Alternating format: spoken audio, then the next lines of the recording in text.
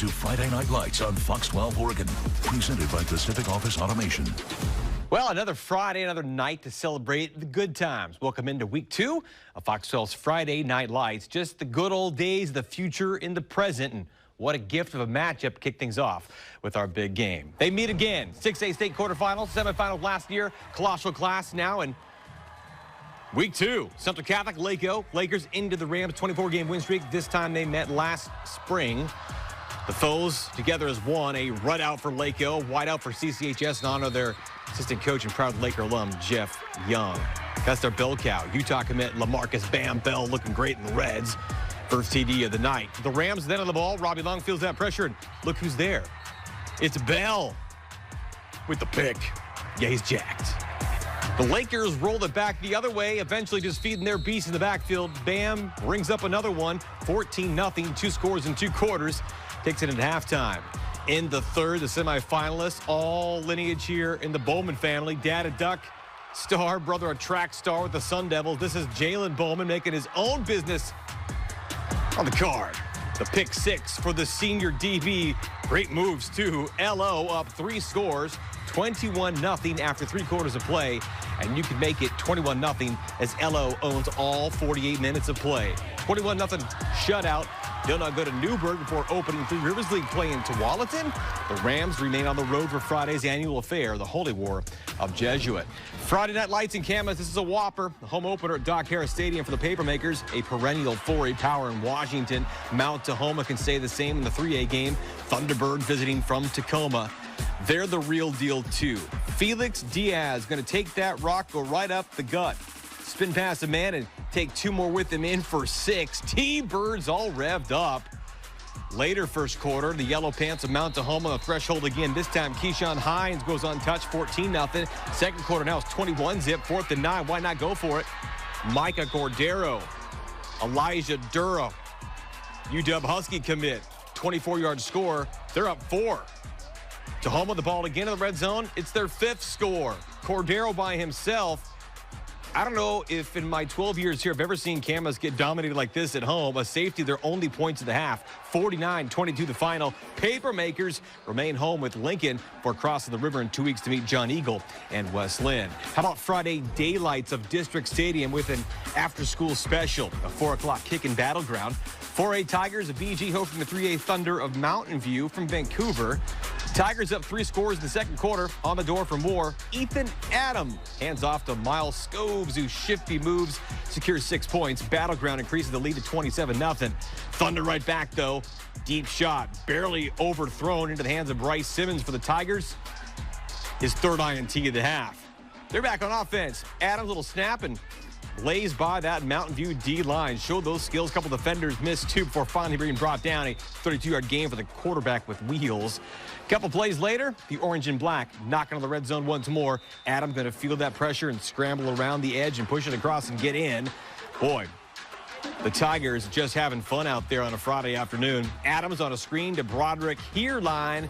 Gets that block and gets going from 36. 48-7 the final for the Tigers. The Thunder now prepped for a home showdown with Union. Battleground will stare down their rivals from Prairie. And back to Oregon, where a 5A ranked game where 2 teams, the last 3 championships, met in week 2. The Summit Storm took that Big Blue trophy back to Bend in 2022. Wilsonville Wildcats scratched out the back-to-back OSAA titles. A potential title tilt in December happening mid-September from Randall Stadium in Wilsonville. The Storm and Wildcats last clashed in those state semis. Cats had scratched 3 straight wins in the rivalry. Second half game tied at 14. Storm aren't satisfied with that. Andrew Guthrie taps a quick pass to Connor Connolly. Puts Summit into the lead, 21-14. Then they keep that Storm train moving with Connolly. This time on defense, the senior picks off the bobbled ball, gets the possession back to Summit. However, Wilsonville fights to stay in it, keeping the Storm out of the end zone, and blocks the field goal attempt, too. That defense, special teams working hard all night long. And after a grueling third quarter with defensive stops on both sides, Summit finally gets a lightning strike this one. Dylan Hughes thunders his way in for the Storm, 28-14. What a heck of an effort by the senior. Now, Wilsonville getting the ball moving towards midfield, caps off their drive with a pass. Trevor Gloss, Keona Tam, hopscotches in for the Wilsonville score. They're down just one touchdown, so they'd try an onside kick. There would be a scramble here, a bobble here, and at first it looks like Wilsonville's got it. But the officials eventually ruled that the ball didn't travel the full 10 yards, giving possession back to Summit, effectively ending the game. 28-20 for those kids from Central Oregon. We caught up with Guthrie to talk about how that feels to get that big win on the road. Feels great, man. We've been working all summer for this, like summer training and everything. All this as a team, we come out, we build this. It feels great. And we got another big game next week. It's gonna be another top 3 matchup. Feel great, feel confident with my team. Yeah, the Storm return home against rival Mountain View, while Wilsonville will visit Hillsboro at Hare Field. Back to the 6A ranks deep in the forest. What a palace they play in Sherwood. 7th-ranked Bowman, number 2 Lions. The reigning state champs from West Linn, a playoff quarterfinal rematch. This reel, all first quarter, all Lions. Sloan Baker, the junior quarterback, trying to be the next great one in green. Tyson Donnerberg has been to the Briar Patch before. The junior wideout wins that ball in the air for a play of the night nominee. Next drive, next set of points. Baker to the guy with NFL pedigree from his father and brother. Mom's pretty cool, too. That's Josiah Molden, one of the best around. The two-way star can move. That's a 55-yard score, 14-0 for the team in green, yellow, white, black. Sherwood finding out what many will this year. Tough to move the ball against them. A punt, and Shane Peters gladly would field it and forget about it. Another junior star for West Linn. Good is gone. The punt return touchdown for score. We're still in the opening quarter. Baker's going to pick up his 3rd touchdown pass. This one to Ashton Marquis, a little mouse in the Swiss cheese. Taking all these. 49-7 when all said and done. West Linn will next travel across the border to Sumner. Sherwood's going to go to Tualatin, challenge those T-Wolves. How about F&L in Newberg? Home opener for the 1-0 Tigers, welcoming the 1-1 Nelson Hawks from Happy Valley. Let's go 3rd quarter. Nelson up 10-7. Jump to the 4th quarter. Jalen Crichton-Dale, log this in your notebook. A hard guy to bring down to the ground for the Nelson Hawks. Round it up, write it down for a 40-yard gain. Pink gloves looking slick, too. That would lead to a Nelson touchdown through the air. Danny Leary, Malachi Garlington. Short pass, big gain, and yards after catch, little yak. 17-7 on the 14-yard touchdown. The Tigers, though, keep pounding as Jeremy Johnson coaches them up to do. This is Chase Mackin, the senior, like a magnet at the camera lens. Hello, 11-yard score. 17-14, that's as close as it got, though. Hawks win. They'll nick back their own nest against Mountainside next Friday. Tigers will host number 1, Lake Oswego. And a worrisome scene a week ago at Tigard when Tigers head coach Todd Christ collapsed on the sideline and received medical attention.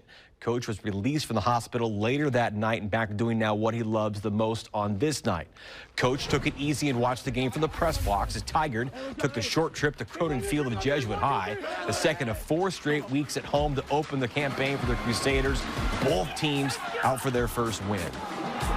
The opening kickoff, rather electrifying. In fact, that's why we show you these kind of things here. Roman Mallard, senior, he's got some speed, some skill, and showmanship, too. That first play sees the first points as Mallard goes a length of the field. Great blocks to bust in free for the TD. Tigard's got an athlete who wears number 1 as well and can make it a track meet, too. That's senior Nico Cepeda, eyeing the return for a score, but eventually would be pushed out of bounds. That prime real estate gobbled up to this one. Aris Dimmick, a 6'4 junior quarterback, calm as can be. That's his running back running free over the middle of the end zone. His guy, Ryan Fry, 19 yards, 6-6. Both sides missed the point after.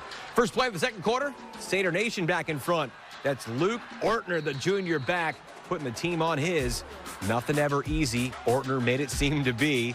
It'd be 14-6 after this 2-point conversion. Jack Wilson, Oliver Halverston, all 6'6" of him. That's all the first half scoring. They trade punts and a pick. Tigers pressure up front, forcing the ball to go up for grabs where Jackson Lee makes a play on it. 34-21 the final for Jesuit. They'll remain at home with Central Catholic and Grant in back-to-back weeks. We're kicking off Metro League play. Tigard back home next with Roosevelt. How about the first of 3 straight at home for the Tualatin Timberwolves, who are 2-0. South Salem up from the capital city as the Saxons in search of win number 1. The Wolves were howling and cracking open the scoring here. Owen Hagerman airing it out to Trenton Herzog. Nice catch, pulls it in. Senior-to-senior connection. The Saxons quick to respond. They played fast, aggressive all night long. Dart over the middle. Kellen Bowman, Benjamin Greer. Saxons in on it. Next up, stick with the sweet side of life. Carter Lemon. squeezing off defenders. Globetrotter in his blood. Lemon's going to juice there and then do it on defense too.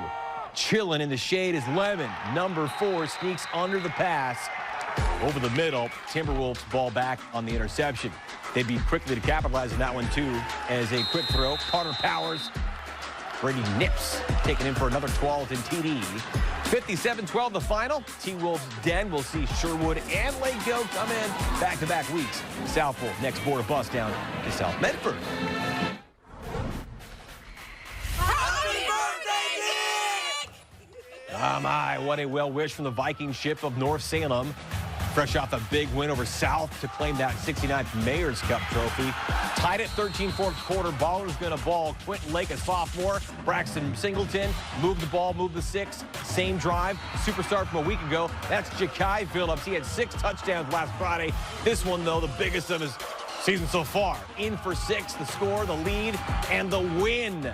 North will now pack the bus for that long trek down to Grants Pass 1913.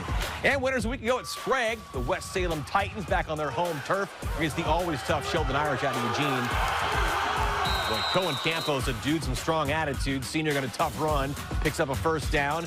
Same thing, carrying the load for his Titans, making that chain gang get their steps in. All that work. Yeah, Campos getting the payoff on a payday Friday, too. Touchdown for West. The Irish so darn tough. Playmakers all over. Cameron Thomas solid kick return, then the cash out. Micah Ritchie Tishu, the big bomb, 60 yards to Cody Hall. Some slick moves as well. This is going to go for a touchdown. But then West's breakout star, Jacob Sanderson. Vinny Arnold, he's going to breakout star for you. Somebody's cousin. Remember those Titans, 29-14 winners. West will next head on the road to McMinnville. Still to come, we go inside the Queen of the Volleyball Court. Our high school spotlight shines bright on the senior captain of the McDaniel Mountain Lions. Plus, more from our big game as Lake Oswego and Central Catholic push their rivalry aside to honor a legend of the game and in life. We'll be like Jeff and live heads up on the other side of the break as Week 2 of Fox 12's Friday Night Lights returns right after this. You're watching Friday Night Lights on Fox 12 Oregon, sponsored by Pacific Office Automation.